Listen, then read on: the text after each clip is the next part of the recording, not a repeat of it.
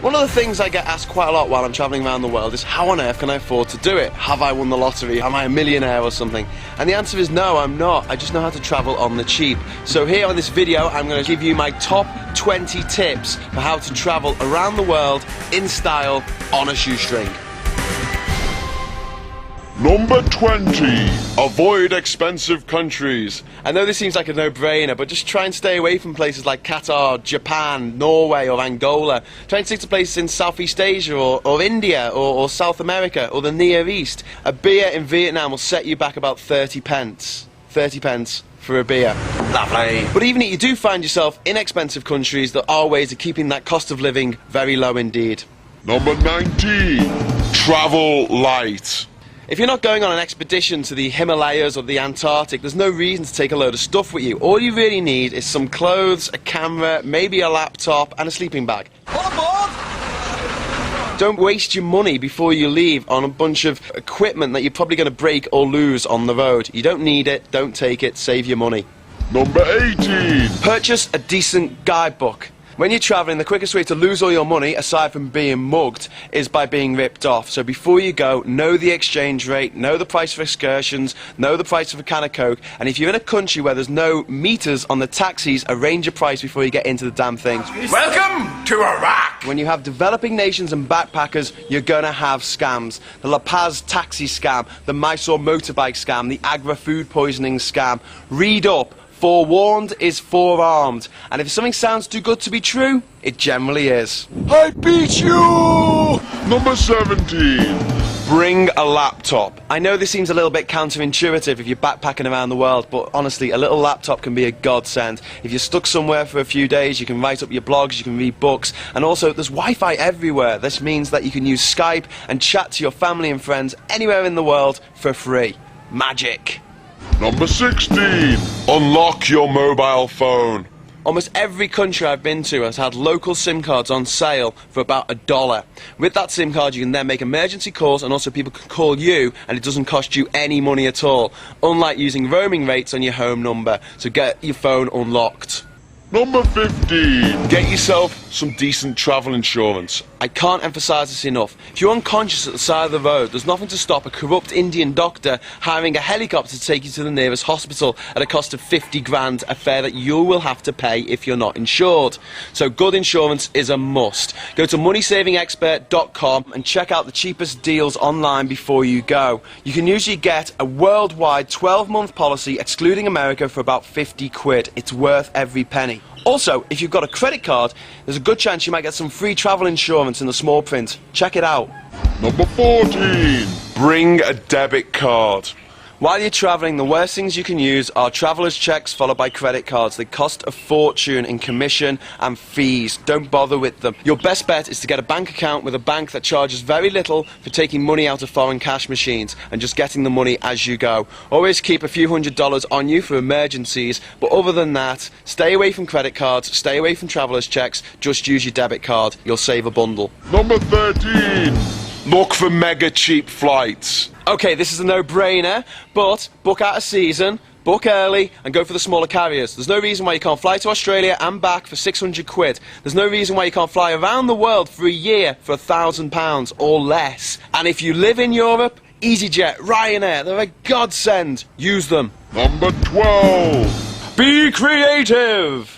Okay, you're in London for the day and you don't want to carry your backpack around, put it in a museum, it's free. If you need a shower desperately, go into a fancy hotel and just ask if you can use their facilities. They usually say yes. So we managed to get some cushy, and after cushy I went to the hotel, a hotel to go and abuse the facilities. And if you're a girl and you need to touch up your makeup, why not just go into a pharmacy and ask to try out some of the products? Works for me. Number 11. Blag a student card. One of the best things to have while you're travelling is an Isaac card. It can save you up to a third on your flights, it can save you up to half when you visit museums and attractions. If you can't get one because you're not a student, try and blag one. Failing that, you can buy them on Kosan Road for about £5. Number 10. Overland it. In general, flying is going to be more expensive than travelling overland. And unless you're in a really retarded country like the UK, public transport is always going to be cheaper than private transport. So climb on top of the chicken bus and have a good time. You'd probably have more fun that way. And also, if you can teach yourself how to sleep on a bus, on a coach, on a train, on a boat, you'll save yourself a night's worth of accommodation. So it's a clever thing to do. This is awesome value for $20. Alternatively, you could just hitchhike. Unless you run into Fred West or Rutger Hauer, you'll be fine, and you can cover vast distances for nothing at all. But if you do decide to hire a car, always pre-book the smallest, cheapest model. 9 times out of 10, you'll get a free upgrade when you arrive. Number 9. Sneak in. Yes, it's a bit naughty, but if you want the pyramids all to yourself, there's nothing wrong with sneaking in. Look, national parks don't have a fence around them. There's no armed patrols on the Inca Trail, and if you enter Machu Picchu from the west, they don't even check your ticket on the way in. Like mind control. Ugh. Eat your heart out, Darren Brown. The Taj Mahal is open for free on Fridays for Muslims, so why not dress up in a full abaya and sneak in? Look, even if you get caught, it doesn't matter. Guards can be bribed. Result. Number 8. Have a good story. Look, if your natural charms aren't enough to get yourself a free drink or two, then have a good story up your sleeve. If you can regale folks with the time you went over the Niagara Falls in a barrel or the time that you spent in a Congolese jail, you'll get a pat on the back and more drinks than you possibly deserve. This big! You could have eaten my head! If that doesn't work, learn a card trick or two. Number 7. Eat street food. Make a conscious decision not to eat at fancy restaurants. Kebabs, burgers, noodles, nasi goreng, masala dosas, they're all available at the side of the road for buttons. For lunch, go to a supermarket, stock up there. If you're really hungry, go into a fast food place, don't be too proud. The cheapest place to eat in Norway is Subway. Number 6. Drink with the locals. The locals in most countries will be more than happy to introduce you to the national tipple. Cheers. It'll be as cheap as meths, and who knows, you might fall in love with Ouzo, Sujo or Arak. You'll probably just fall over, but at least you'll have a good time. Cheers. Number 5. Avoid countries that demand visas. Look, there's over 100 countries in the world that if you've got a British passport, you can get into them for free, or you can get a visa on arrival. One British passport coming right up. Countries that demand you get a visa before you go, like Nigeria, Russia, Australia, just don't bother going there. One, it'll send a message to the government saying that demanding a visa for tourism isn't on, and 2, it'll save you money. Good job.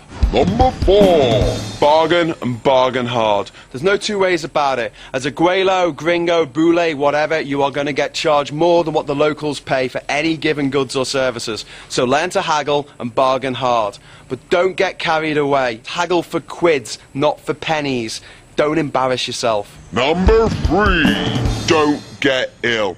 Look, even if you're insured, when you're away from home, if you get ill, it can cost you a fortune. So get your jabs, take your anti-malaria pills, don't drink the local water, and try and make sure that any food that you eat is cooked. Oh yes. Incidentally, if you're British, you can get malaria pills pretty cheap. If you go to the doctor and say you need them for your acne, you can get doxycycline for the cost of an NHS prescription. Otherwise, just get a month's worth of pills and top up on the road. They're much cheaper to buy in other countries than they are somewhere like the US. Number 2. No souvenirs. The only souvenirs you should take home are your memories and your photographs. If your family are that desperate for little worthless trinkets from the other side of the planet, it will encourage them to go out there and get them themselves. Please, you're doing them a favour by not buying them. Plus, you'll save money. And number 1. Couch surfing. Finally, the worst kept secret of backpacking. Couchsurfing.org is an online community of over 2 million backpackers from all over the world, some of which are travelling and some of which are happy to host you for the night on their couch for free. Plus, you'll make new friends. Friends who know the good places to go, and more importantly, the cheap places to drink. But just remember, when you're finished travelling, to pay it forward and host some hapless wayfarers yourself. Welcome to the world. Good luck, safe travels, and I'll see you on the road.